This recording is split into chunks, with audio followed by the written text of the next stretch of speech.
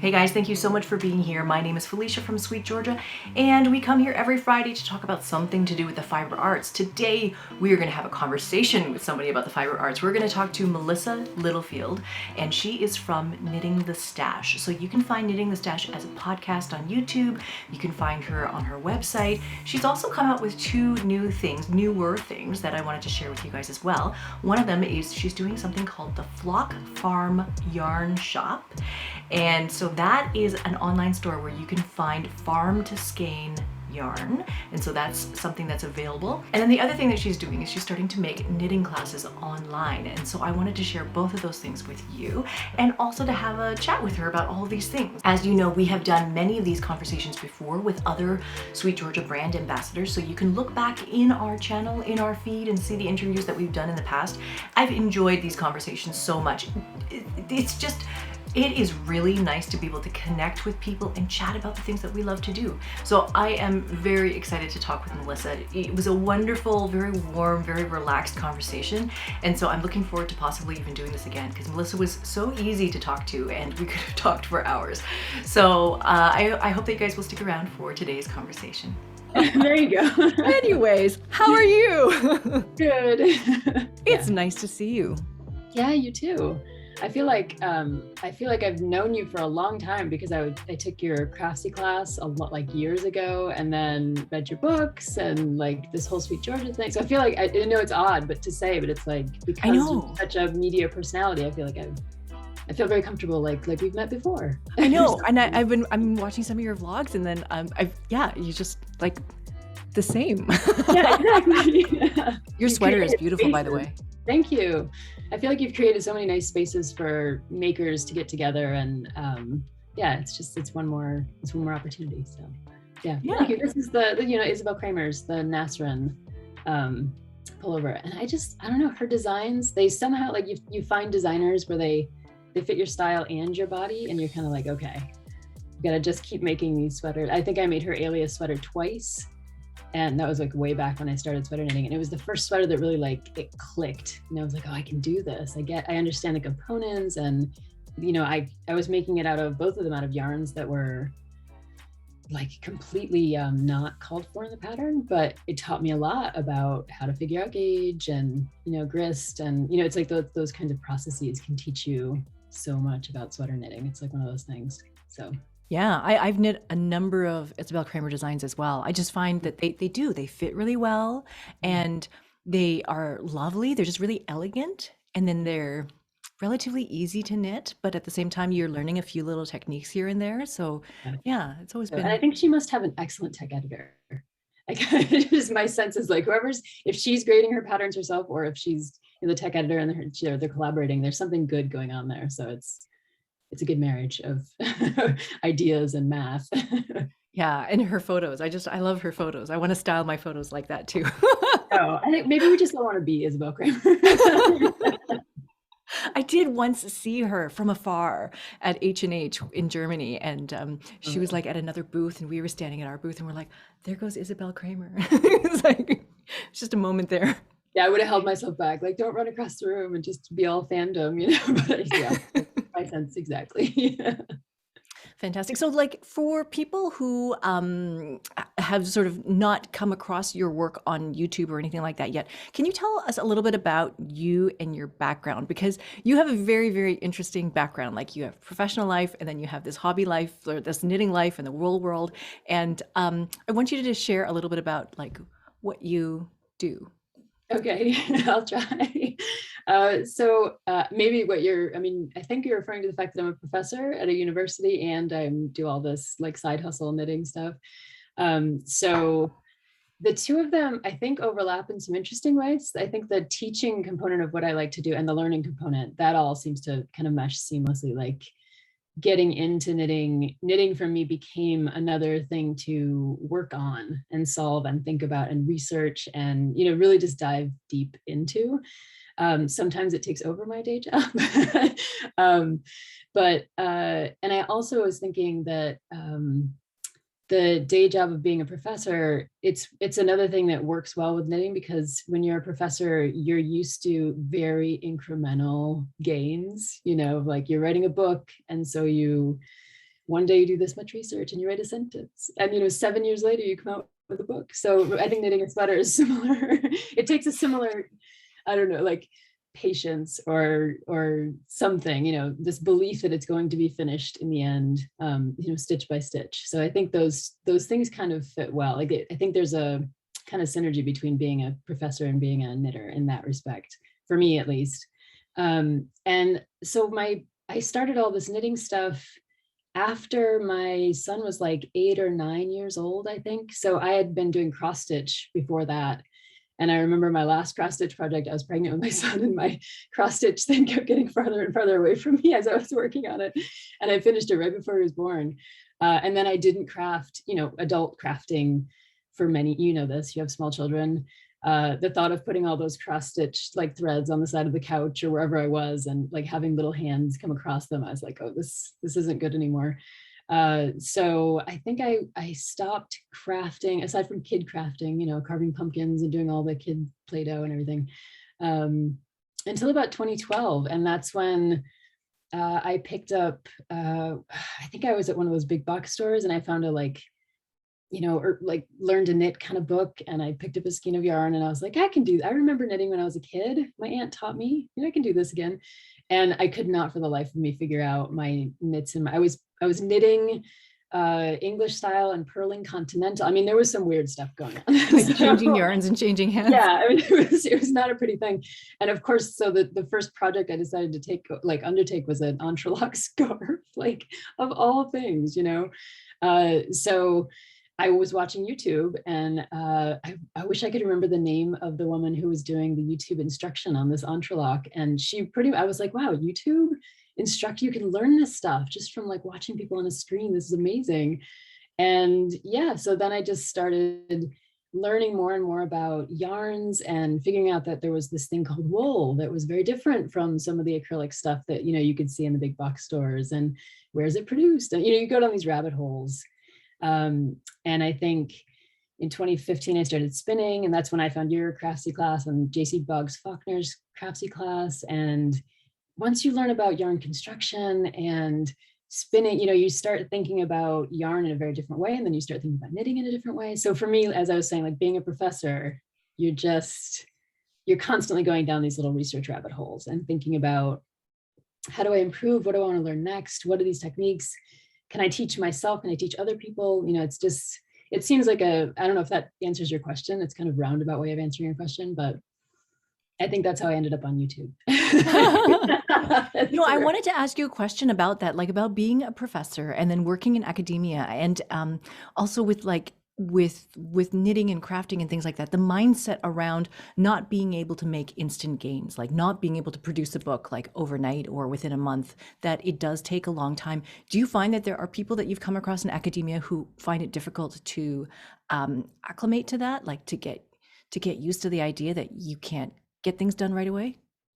I think it could be a real difficulty or a challenge, especially for like junior faculty when they, start out. You're under so much pressure to, especially if you're at any kind of research institution, to publish, and so even that takes, even if you were to be able to somehow magically produce a paper in a very short amount of time, the publication process itself, especially in the humanities, it's years long. And I run a journal in the humanities as well, and we're pretty fast, but it still takes us about 6 months to go from a paper coming in on average to when it might show up in the journal, 6 months to a year. So I think that's the challenge, is like people need to academics have to understand that there's this real gradual process. And I think a lot of them do. The sciences and the humanities don't always understand each other. So when it comes to things like tenure dossiers and things like that, it's, the sciences often want to count numbers of publications, where the humanities want to think about more qualitative, like I wrote a book, which is a very different thing than a series of articles. So I think part of the challenge there is the dialogue between the disciplines, which is, I know you talk a lot about like multi-craftual like makers, people going between weaving and knitting and spinning. And I kind of think a little bit like that when I think academically, interdisciplinarily, about how one craft will inform another, and how, if you don't if you don't recognize that there are differences in terms of like how much you could produce when you're a weaver or a spinner or a knitter, it does, you might end up feeling like you're not being productive. Right? Yeah. And then that, I think for a lot of people for me too, it's a difficult thing. Like if I get to the end of the day and I'm thinking, oh, what did I do today? But that mindset can be it can be a trap, I think. And I think I am, and I think a lot of us are still working through like how to think beyond so-called productivity, and think more about your own satisfaction in making, like the process itself. So, and that's the funny thing for me, like I'm very production oriented in my job, but in my knitting life, like I will knit a sweater and half the time it'll go in the bin or I'll give it away or I'll, it's just the final thing is not the thing for me. It's like, I'm done with that now. I need something new to work on. Like that thing can go somewhere else, someone else can enjoy it. So it's kind of strange, I guess. No, not at all. I think that this mindset and being able to like stand back and appreciate the bigger picture of how everything works together, I really like that as well. So you obviously you knit the sweaters. I think we talked about you spin because you were learning how to spin as well. You did cross stitch. And what other sort of crafts are you into, or what do you mainly spend your crafty time doing? I tend to be a knitter first and foremost, for sure. And it's one of those things where I had kind of, and I've watched a lot of your interviews with a lot of the, makers who do a lot of things. And I've watched a lot of your own, Taking Back Friday, where you'll talk about your weaving or you talk about your spinning or what you're working on knitting. And I'm always amazed that at seeing that and thinking about, having multiple projects going on at once. And I guess I always wanted to be that kind of maker. Like in my mind, I think, I'm sorry, the plane is going overhead. You can probably hear it. It's a helicopter. My ideal like maker life would be someone who could have multiple projects going on at once or do multiple crafts. But I guess I'm trying to learn to accept that I'm not. I'm a knitter and I like to monogamously knit on a project. It's like I like to be working on a sweater or a blanket or a shawl and then finish it. And it's like, I think in the beginning, that was one of the ways I was like almost coping with the academic life, because that is even slower than knitting a sweater. And if you can produce something at the end of the day, even if it's just a few rows or, you can see the pattern taking shape or whatever it is, that is satisfying. Whereas, if you've done a little bit of research and written one sentence, that's not as satisfying. So it was a kind of coping mechanism, I think. And I do wish I could do multiple projects, but I often find that if I set something down and go away from it, my memory is just not, I'm just one of those people that I can't get back into it as easily. If there's some complex stitch pattern going on, or if I needed to remember to decrease every, X number of rows or whatever it is, and I do leave notes for myself, but if there are those things going on, I can't get back into it as easily. So I prefer to just stick to one thing. But I do like I was saying before, I do think that these crafts are really, they're kind of interrelated, they're obviously interrelated with each other. And the more I spun and learned about spinning, and then the more, I've milled some yarn and learned about the milling process and pattern writing. And I think all of those things are interests of mine, and I do them, as I do them, but, and they inform each other and they make you a smarter knitter, like a more able knitter, in the end, if that's my main craft. But I think if I had to define myself, I'd say I'm a knitter, even though I like to dabble in some of these other things for learning purposes. Yeah. I mean, you were just saying about like how I have multiple projects going on, and I really tried for a while there to be like a monogamous knitter and only knit on one project at a time, and then started to get out of hand. And now I don't even track how many knitting projects I do at one time. But I was telling my girlfriend about how, and like her husband does like operations management, and that's his specialty. And so I was telling her about how I have a Gantt chart for organizing all the weaving projects that I'm doing, because they're all in various stages of being worked on and different looms. And so I have to like schedule them out so that I know how it all comes together. And it's like, it sounds like a second full-time job, but I really enjoy it. That's one of the things I've wondered about you is like, because you do the school and you have, I know that you have a team of people at Sweet Georgia who do a lot of different things, but I still see you as someone who, weaves and does all, has multiple projects going on. So yeah, I guess I was wondering, like, do you slot time each day? Like, is there an hour for this project? Is there, I need to finish this part of this project? Or is it really more of an, I feel like working over here today kind of a thing? No, it's not really an I feel like working on this today. It's more like contextual, right? So like if I'm at the studio and I have looms here and I know I have to move each project forward, right? So if this one needs to be threaded, this one needs to be beamed on, this one needs to be whatever, like there's constantly stuff to do. And then if I'm at home, then I have also looms at home and I work on the looms at home. And so I have to work on whatever, wherever I am, that's where I'll work on it. And so that's where knitting has become sort of relegated to, I work on that when I'm watching soccer practice, or I work on that when I'm sitting in the car, those kinds of things, because it's very much about where you are at what time. Yeah. Yeah. And I was always the soccer mom who was knitting, like even at, the outdoor games and it was hot or it was like, cold or whatever it was, I'm sitting there with my little knitting bag. Yeah. Like, oh, good job. Okay. Knitting. Like, your hands are freezing. I don't know. Like, yeah, it gets really super cold here for that. Yeah. So tell me a little bit now about your YouTube channel and what goes on there, and how often you post. And I saw recent ones with you and your husband together, which were really, really fun. Thank you. Yeah. So I do the podcast every other week, and that tends to be it's changed over the years because I started it back in 2017 and I really wasn't sure what it was about. I wanted to kind of chart what I was doing and kind of reach out to a larger community and just see if there was anyone else out there who was like-minded or who, wanted to do the same kinds of things I wanted to do in terms of learning and, following along. And it kind of turned into this, for a while there, it was like must finish sweater for podcast, and finishing a sweater every 2 weeks is definitely a challenge. I did it for, I think pretty much I did it for most of a year and a half. And I think I've sort of shifted now to thinking differently about the podcast and what the content can be. And it's partially been thanks to Spencer coming on, and we can have more conversations that way. And the community seems to like that a little bit. They like his perspective because he really is an appreciative, I don't know, like lover of knitting and knitters. Like he will like tease us, but in a very loving kind of way. So I feel like it's a nice reminder that you don't have to take everything so seriously, that it's good to laugh about what you're doing and what you're making and having fun.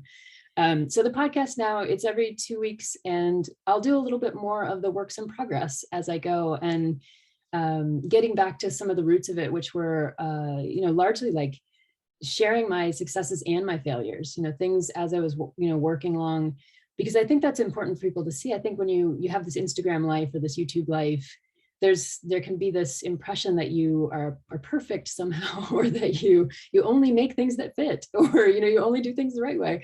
And I've had so many snafus in knitting. We all have, stuff just goes wrong.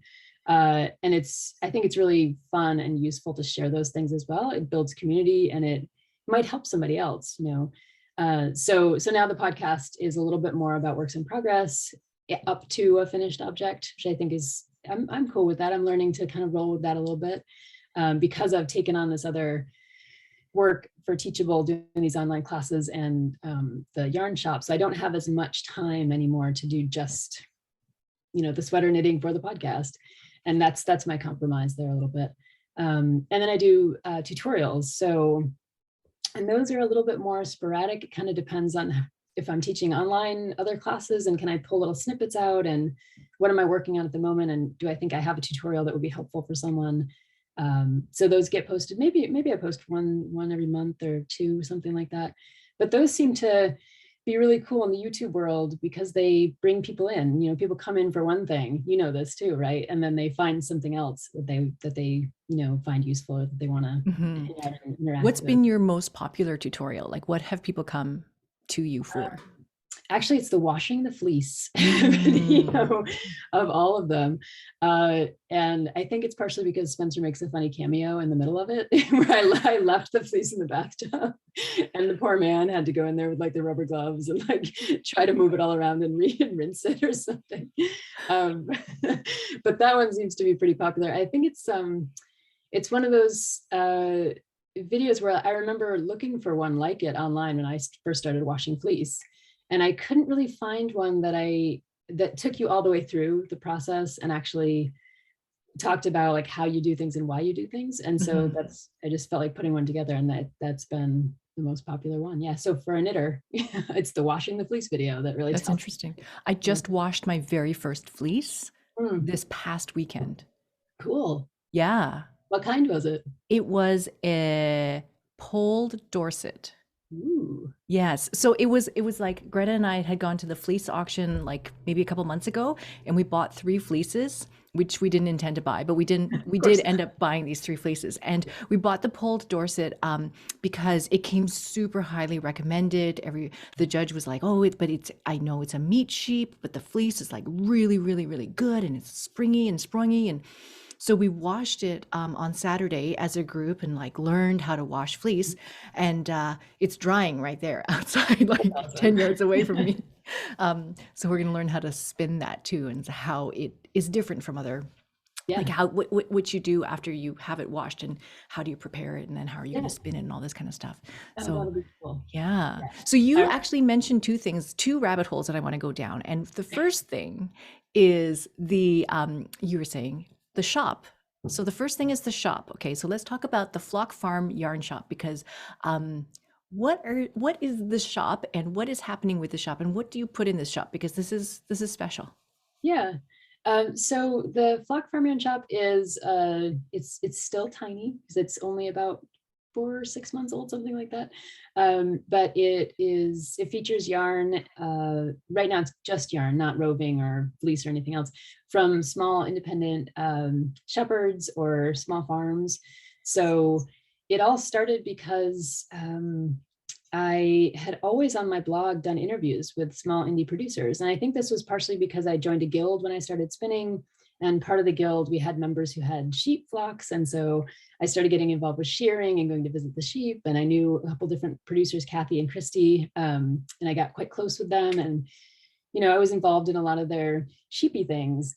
And they started introducing me to different, people in the community who were, other small producers, or they would mention them. And so I started thinking about small farms, and I knew you could get stuff on Etsy, like a lot of small farms will go on Etsy and they'll, put up their wares. But the problem is it's really hard to find them. I know that when I was doing all the interviews on the blog, I was constantly searching. How do I find this farm? Oh, they have a web presence, or they don't, can I go visit them? Like, where are they? What's going on? What do they have?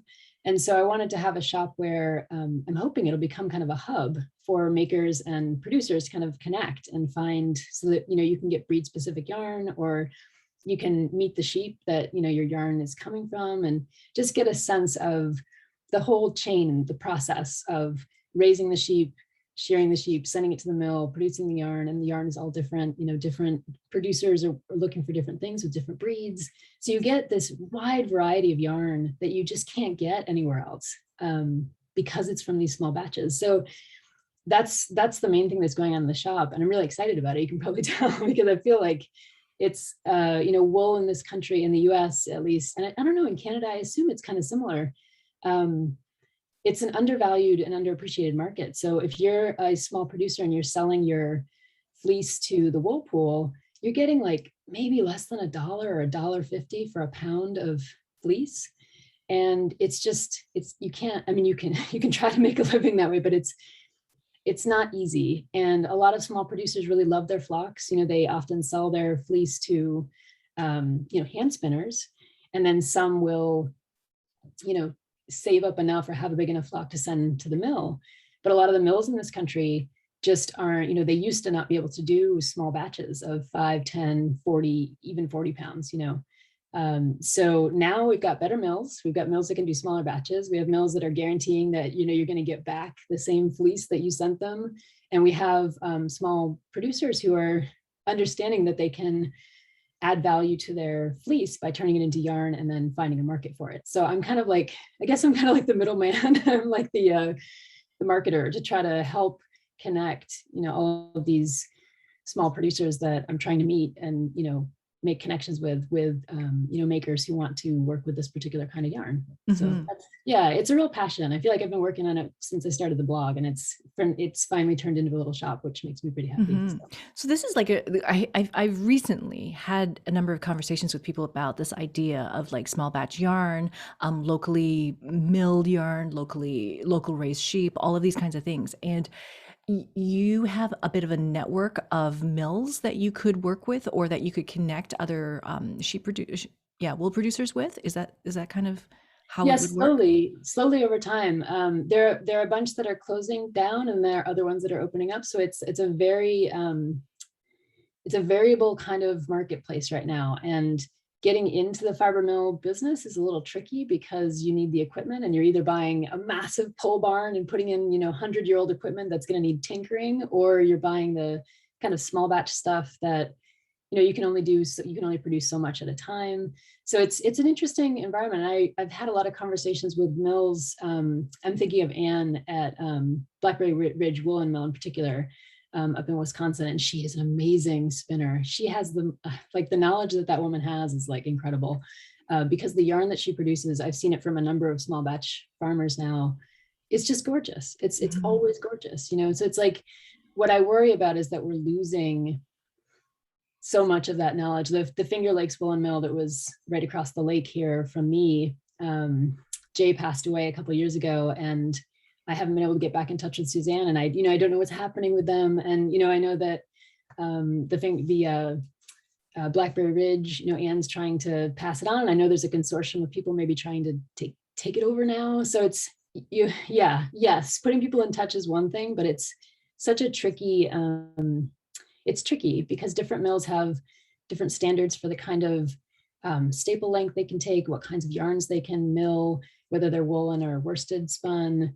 So it's, and some people, it's a preference, it's an aesthetic preference thing too. So, I would never want to speak ill of a mill, even if someone didn't necessarily like their yarn, because their fleece might have been not quite compatible with the machine, or, it's just one of those, it's tricky to match, but there are definitely some really great mills out there, and they're doing their best to kind of keep this market alive and keep hold a place for those small producers who do want to mill their fleece into yarn. So it's really interesting, but it's complicated. I know, like the long conversations that I've been having with people about this is actually like taking it that next step, right? Like making it into cloth. So now you've like raised sheep in the US, or you raise sheep in Canada, and then you somehow have it milled into yarn in US or in Canada. And then with that yarn, is there a way to transform that into cloth, in locally? And I don't know, are there weaving mills in the US that are still up and running?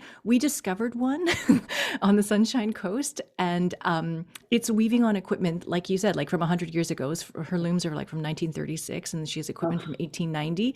And like, it's fascinating. It's amazing. Like that cloth is being made on these industrial weaving looms. I don't know. It's just, I find it absolutely fascinating.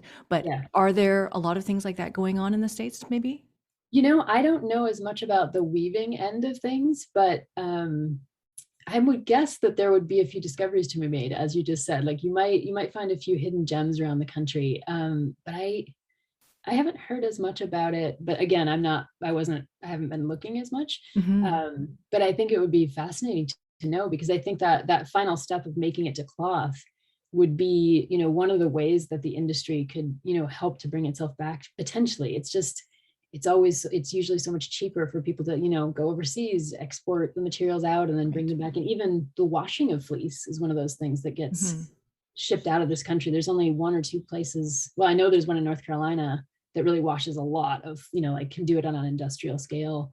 A lot of these small mills are just using washing machines, They have like 4 or 5 washing machines in the back of the mill, and that's how they're doing it. So, yeah, it's a matter of scale, and it's a matter of the age of the equipment, and yeah, all these different things. But I'd love to know about the weaving side of things. So if you find out anything, Yeah, no, let me I totally know. would, because I mean, I'm kind of going down this rabbit hole too, just kind of exploring a little bit more and seeing how things get closer and closer to becoming finished goods. I think is really interesting because, I mean, it's good to make a lot of this yarn, and for knitters and knitters who are watching Right. this and knitters are going to find this, but at the same time, there's a lot of people in the world who aren't knitters and don't know what to do with this yarn, this beautiful yarn that's being produced. So, like, if this gets converted into something that more people can access, then this is all, it's all good, right? It's Yep, good for the people who are producing the wool in the first place. absolutely. Yeah, Yeah, yeah, absolutely. Yeah, I agree. Yeah. fantastic. So this has only been sort of four or 5 months that you've Yeah. launched.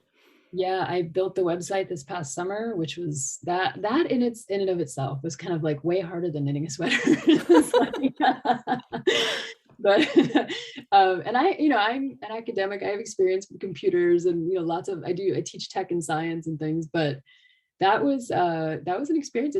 I felt like it took me a few months even just to get the site working, because you're working, as your graphic design background, like you're working on an aesthetic level, but you're also working on a user level, and you're trying to figure out like how is someone gonna navigate the whole thing. And it's so the best moment was when uh Emma, who's one of our family friends, came over and she looked over my shoulder and she just said, "It doesn't even look like you made it yourself." I thought, okay, that's a mark of approval. Thanks. A teenager says a website doesn't look homemade. Oh. So, yeah, it's been a process, but it's in its infancy still. So so far, Okay, so good. this is fantastic. So good luck with that piece of it. And then speaking about tech and then building something from scratch again, I want you to talk a little bit about your online courses, because this is like a whole other world of things that are happening. So I believe that you're teaching knitting online. Is that right? You want to tell Yeah. us a bit more about that? Yeah, sure. So I teach, I looked around at a lot of platforms because I've been influenced by a lot of you all who have been excellent teachers to me. So, thinking about Craftsy and then thinking about the School of Sweet Georgia and Carol Feller, there are a lot of really excellent teachers. Shirley Payton was one of my favorite design teachers over on Craftsy when I was learning about how sweaters work. So taking all of that influence into account, and at least saying thank you to my mentors, including you, I've tried to put together some classes that I think will fit a kind of niche in the online world of knitting. Like, I feel like there are teachers who are doing things like modification. I think of like Amy Herzog, who has excellent knitting books on making a pattern fit your body. I feel like she focuses a lot on those kinds of issues. My thing has always been modification and patterns. And it's the way that I learned to knit was not necessarily from knitting technical manuals, but from patterns themselves, and actually taking patterns apart. Like, as I was reading them, trying to figure out why the math would be a particular way and why the short rows are here, and if the decreases happen this way, what happens if you go up a size or change the yarn, or all those different things.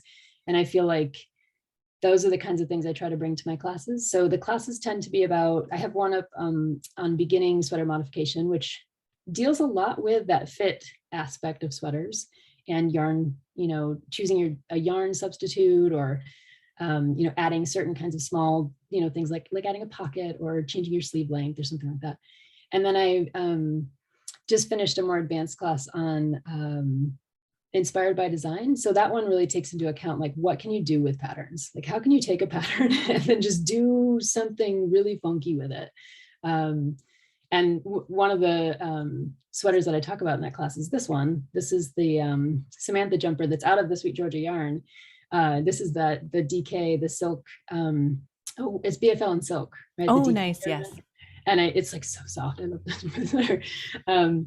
But modifying this sweater was a huge deal, because it was originally, it was like top down to bottom up switching, and then, changing up the neckline and changing the sleeve, just everything about it. Basically, it's not really the same sweater that came in the pattern. And so talking about how you do that, but you take the pattern as your inspiration and you go from there. And then the other class I have up right now is just a free class for everybody. I'm hoping it's just how to read a sweater pattern. And I realized that there aren't a lot of actual just instructions about like, what do you do when you encounter a sweater pattern? Like, how do you read this thing? You know, it's a document, but what is it telling you? And how do you use all the information to your advantage kind of as a knitter? So I'm kind of focused on that niche right now. And my hope is that it'll expand out to more synchronous workshops. Like I have a idea for like a cowls to cardigans kind of class, and I have so many ideas for classes. But I really love, obviously I'm a professor, so I love teaching and interacting with students and answering questions and kind of being there for those aha moments. Like I think those are some of the best times when you're, you know, as a teacher, you know, it's like you're in a classroom and someone is like, oh my gosh, this is so, you know, and you're like, oh, you know, we've done it. This is it, class over, everybody, we're good, you know? So